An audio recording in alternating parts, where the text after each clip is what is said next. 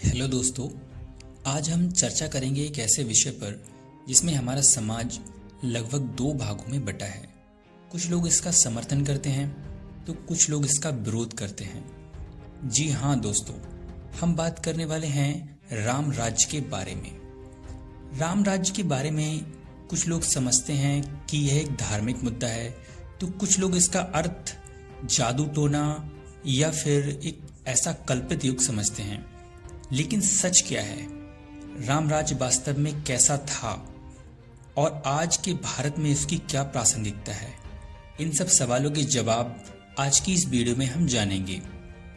सबसे पहले समझ लीजिए कि राम राज्य किसी धर्म का राज्य नहीं था, बल्कि न्याय, समानता, शिक्षा, सुरक्षा और समृद्धि पर आधारित एक सामाजिक राजनीति। अब बात करते हैं कि राम राज्य शब्द की उत्पत्ति कहाँ से हुई है। देखिए, हिंदी में एक कवि हुए हैं तुलसीदास। तुलसीदास जी का एक दोहा है, जो दोहा इस प्रकार है कि दैहिक दैविक भौतिक तापा, राम राज्य नहीं काहू ही व्यापा। अब इसका हिंदी में अर्थ समझते हैं।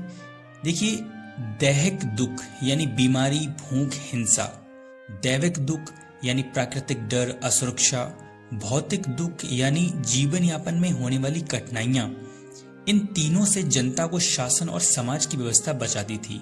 यानी दुख शून्य नहीं, बल्कि अन्याय और भय शून्य था। आज कई लोग इस दोहे को ऐसे समझते हैं जैसे राम राज्य में हर दिन खुशियों की बारिश होती थी, हर घर में सोना चांदी रखे रहते थे और कोई भी समस्या दुनिया में मौजूद नहीं थी। लेकिन यह सत्य नहीं है दोस्तों। दोहा जादू का वर्णन नहीं करता है, बल्कि यह व्यवस्था का वर्णन करता है। समस्या यह है कि आज कई लोग राम राज्य को बस एक नारा समझते हैं, जबकि यह समाज चलाने की एक संपूर्ण व्यवस्था थी, जहां राजा से लेकर साधारण व्यक्ति तक सबका व्यवहार धर्म, सत्य और न्याय से संचालित होता था। अब देखते हैं कि राम राज्य में ऐसे कौन कौन से गुण होने चाहिए जो आज हमसे दूर हो चुके हैं। नंबर 1 पर आता है न्याय और प्रशासन। राम राज्य में फैसले न्याय के आधार पर होने चाहिए, न कि शक्ति, संबंध या पैसे के आधार पर। लेकिन आज क्या केस कोर्ट में सालों साल नहीं चलते? क्या आज अमीर और गरीब सभी के लिए न्याय समान रूप से उपलब्ध है? यही फर्क है। नंबर 2 पर आता है राम राज्य में सभी के लिए गुणवत्तापूर्ण शिक्षा उपलब्ध होनी चाहिए। राजकुमार हो या सामान्य बालक, ज्ञान सबका अधिकार है।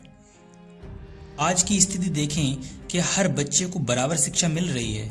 क्या सरकारी स्कूल और प्राइवेट स्कूलों का फर्क हमसे छिपा हुआ है? क्या शिक्षकों की कमी और संसाधनों की कमी हमसे छिपी हुई है? राम राज्य में शिक्षा खर्च नहीं, अधिकार थी। नंबर 3 पर आता है रोजगार और आर्थिक स्थिरता। राम राज्य में हर व्यक्ति के पास सम्मानजनक काम होना चाहिए। किसान खुशहाल, व्यापारी सुरक्षित और मजदूर सम्मानित होने चाहिए। लेकिन आज हम क्या देखते हैं? युवा बेरोजगार हैं, किसानों की समस्याएं दिन ब दिन बढ़ती जा रही हैं और छोटे व्यापारियों का संघर्ष, ये सब किसी से छिपा नहीं है। राम राज्य का अर्थ यही था कि व्यक्ति को जीवन जीने की इज्जत मिले और रोजगार मिले। नंबर 4 पर आता है अपराध और सुरक्षा। राम राज्य में अपराध इसलिए कम थे क्योंकि शासन कठोर नहीं बल्कि न्यायपूर्ण था। आज की हकीकत देख लीजिए, क्या लोग रात में पूरी तरह सुरक्षित महसूस करते हैं? क्या महिलाएं बिना डर के घूम सकती हैं? अगर नहीं, तो हमें समझना होगा कि राम राज्य सिर्फ एक नारा नहीं बल्कि एक जिम्मेदारी है।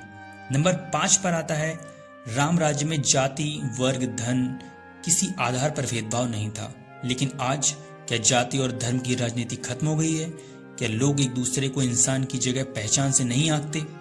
राम राज्य का अर्थ था सबका सम्मान, सबकी सुरक्षा, सबकी समृद्धि। तो दोस्तों, राम राज्य का मतलब मंदिर बनाना नहीं, बल्कि मंदिर में बताए गए मूल्यों को समाज में लागू करना है। राम राज्य का असली मतलब है पारदर्शी शासन होना चाहिए, सभी व्यक्तियों के लिए गुणवत्तापूर्ण शिक्षा उपलब्ध होनी चाहिए, सबको रोजगार मिलना चाहिए, महिलाएं बिना डर और असुरक्षा के बाहर घूम सकें, कानून का सभी लोग समान रूप से पालन करें और समाज में परस्पर एक दूसरे के प्रति सम्मान होना चाहिए। यही असली राम राज्य है, जो आज संभव है अगर हम राम के आदर्शों को समझें। तो दोस्तों, अगर सभी लोग राम राज्य का सही अर्थ समझें तो कोई भी व्यक्ति इसका विरोध नहीं करेगा, क्योंकि इस तरह का रामराज किसको नहीं चाहिए होगा। अंत में मैं फिर यही कहना चाहता हूँ कि रामराज किसी धर्म विशेष से संबंधित नहीं है, बल्कि ये एक आदर्श समाज की अवधारणा है। दोस्तों, आपको ये मेरी बात अगर पसंद आए तो लाइक कीजिए, शेयर कीजिए और ऐसी ही और वीडियोस के लिए हमारे चैनल को सब्सक्राइब कीजिए। Thank you.